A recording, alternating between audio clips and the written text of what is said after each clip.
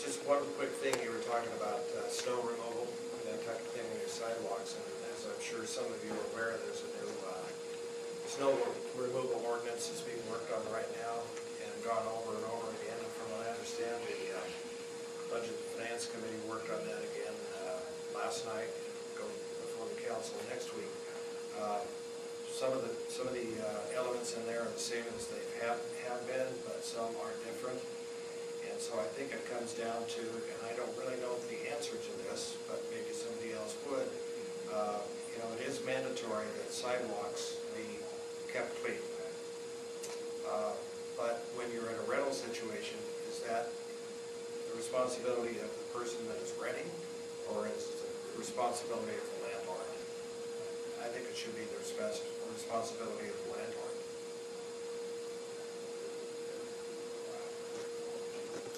Anybody? Nancy, can you make a clarification on that? Well, that has certainly been a point of consideration. I mean, we've looked at that as in terms of responsibility for utilities as well. And I think there are varying arrangements between landlords and tenants, and some of the landlords being absentee with multiple properties. I think that's worthy of ongoing discussion for sure.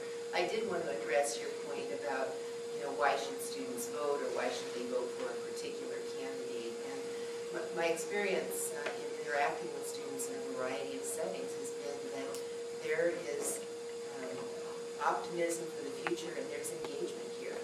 ASUI and the Interfaith Alliance associated with the campus recently received a substantial grant to enhance voter registration and voter awareness and voter information on issues. And I think that's really critical, not just for setting the practice there, for your future voting habits, but to say students have, the ones I've talked to seem to have a vision for the future of this planet, wanting to make a difference where they live. And you will be affiliated with the University of Idaho in some capacity for the rest of your life. You will be an alumnus of this institution. And if you come back for a football game, you might be able to point to that section of Paradise Path you helped extend because you were involved in a group that made that happen. You can make a real difference here, but what difference you're making affects the well-being of the planet. We're working on water quality and water quantity here. Those are things that are going to affect the region, the entire Coast Basin, in perpetuity.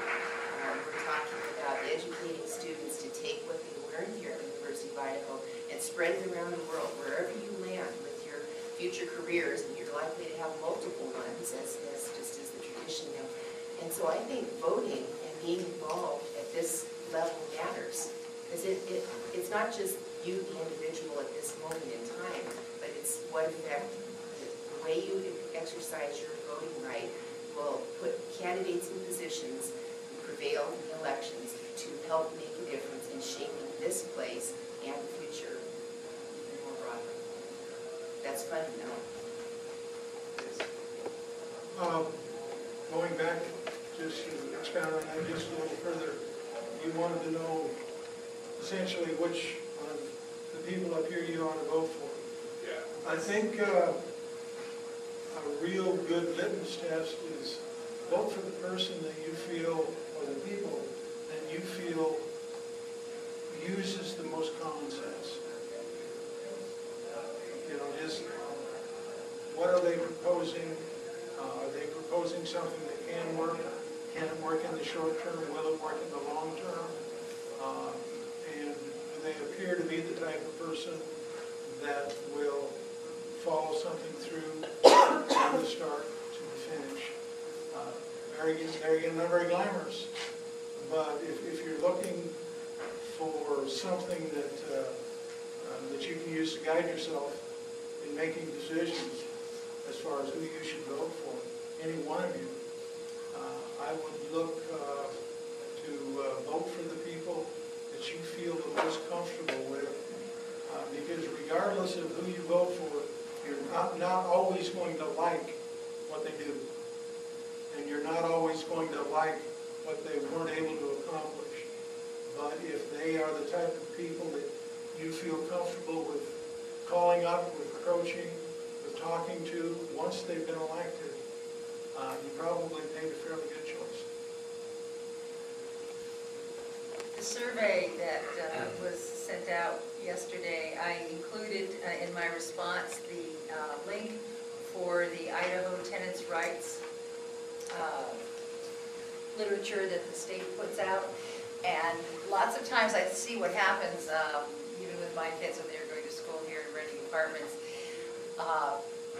doing their homework before they get into a rental situation seems to be the best method. And I think if that link is given out, and that advice is given out to all students who, as they register, they can do a little homework ahead of time. I don't know how much the law school is doing pro bono as they used to do community legal action anymore. But that might be something the city can look into in fair and affordable housing, to also have links with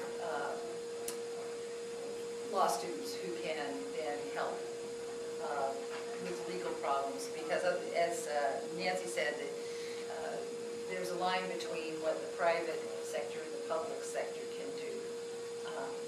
But that's a good place to start. Not to blab too much, but I do want to also mention, we have a fair housing expert who is an attorney practicing in that field, who is one of our volunteers on the commission, Ken Nathan, and he is tremendous. The term fair means must not discriminate based on various protected classes, people with disabilities based on race or ethnicity, but primarily people with disabilities and their access to affordable, accessible housing. And so we have this professional expertise offered on a volunteer basis in city commissions. Again, I encourage you to take your passion and your